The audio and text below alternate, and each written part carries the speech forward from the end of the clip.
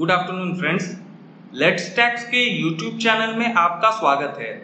आज हम बात करेंगे एक नए सेक्शन के बारे में जो बजट 2022 में इंट्रोड्यूस किया गया है, जिसमें सीनियर सिटीजन को फाइनेंशियल ईयर 21-22 यानी कि असेसमेंट ईयर 22-23 की इनकम टैक्स रिटर्न को फाइल करने की छूट दी गई है।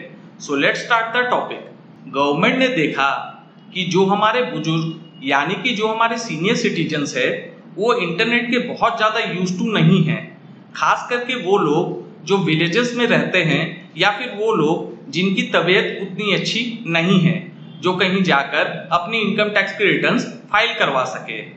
इन्हीं सब बातों को देखते हुए गवर्नमेंट ने बजट 2022 में सेक्शन 194P को इंट्रोड्यूस किया है, जिसमें सीनियर सिटीजन को छूट दी गई है इनकम टैक्स रिटर्न फाइल करने से फ्रॉम फाइनेंशियल ईयर 2021-22 यानी कि असेसमेंट ईयर 22-23 से।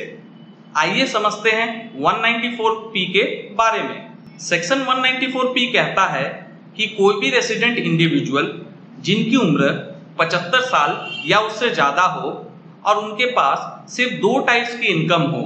पहली इनकम है पेंशन की एंड दूसरी है इंटरेस्ट इनकम की स्पेसिफाइड बैंक से। तो 194P के तहत उस सीनियर सिटीजन को फाइनेंशियल ईयर 21-22 यानी कि असेसमेंट ईयर 22-23 की रिटर्न फाइल करना अनिवार्य नहीं है। इस सेक्शन की एक खास बात है, यह सेक्शन कहता है कि आपके पास सिर्फ एक ही बैंक अकाउंट होना चाहिए स्पेसिफाइड बैंक में। साथ ही साथ जो भी इंटरेस्ट इनकम आपकी आ रही है वो उसी अकाउंट से होनी चाहिए और आपकी जो पेंशन इनकम आ रही है वो भी उस अकाउंट में क्रेडिट होना चाहिए। आइए एक एग्जांपल देखते हैं। मिस्टर ए एक रेसिडेंट इंडिविजुअल है जिनकी उम्र 76 साल है।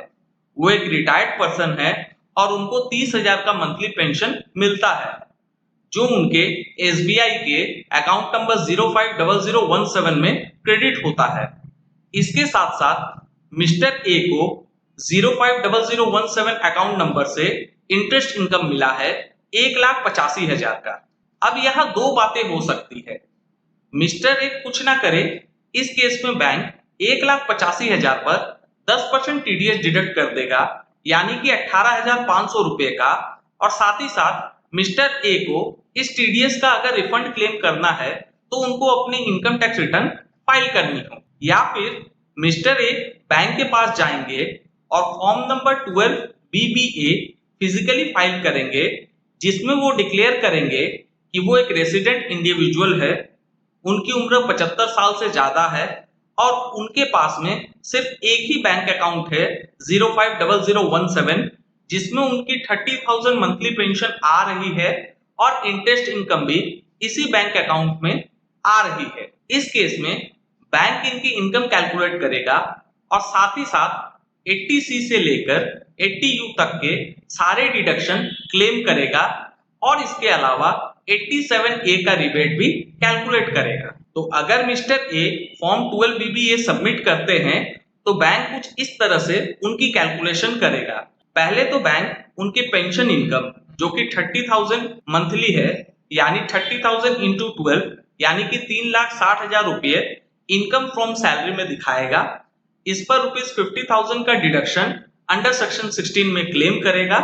इसके साथ साथ बैंक इंटरेस्ट इनकम जो कि 1,85,000 रुपए की है वो इनकम फ्रॉम अदर सोर्स में शो करेगा। तो मिस्टर ए का ग्रॉस टोटल इनकम 4,95,000 रुपए निकल कर आया है।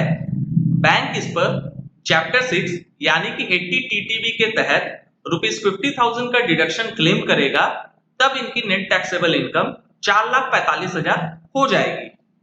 इसके बाद बैंक इनके नेट इनकम पर टैक्स कैलकुलेट करेगा। पहले 3 लाख पर कोई टैक्स नहीं, बाकी बची 1,45,000 पर 5% यानी कि 7,250 रुपए का टैक्स बनेगा, जो कि मिस्टर ए की नेट टैक्सेबल इनकम 5 लाख से कम है। इनको 87A का रिबेट भी मिलेगा 7,250 रुपए का, जिससे इन पर कोई भी टैक्स लायबिलिटी नहीं होगी और बैंक इनके इंटरेस्ट पर भी कोई भी TDS नहीं डिडक्ट करेगा। साथ ही साथ इनको इनकम टैक्स रिटर्न फाइल करने की जरूरत नहीं है। आशा करते हैं इस नए सेक्शन 194P से जुड़ी जानकारी आपको पसंद आई होगी। Thank you for watching.